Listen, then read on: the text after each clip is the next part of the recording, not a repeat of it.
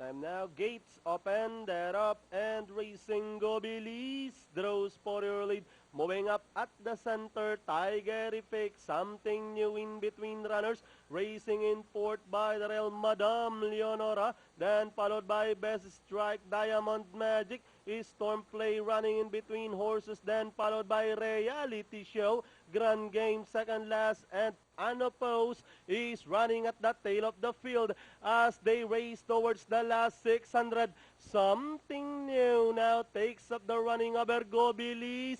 Tiger Epic shuffle back in third, then racing now in fourth on the outside. Reality Show, Madame Leonora, Diamond Magic is Storm Play, Best Strike, Grand Game, and a long way back to Unopposed as the action turns for home. Something new, Tiger Epic, Reality Show moving up on the outside. Gobilis also in there, and down the stretch they come. Something new moving up on the outside. Reality Show, Tiger Epic running in between runners, but it's still something new. Reality Show is Storm Play moving up to take second, and finally something new wins the race.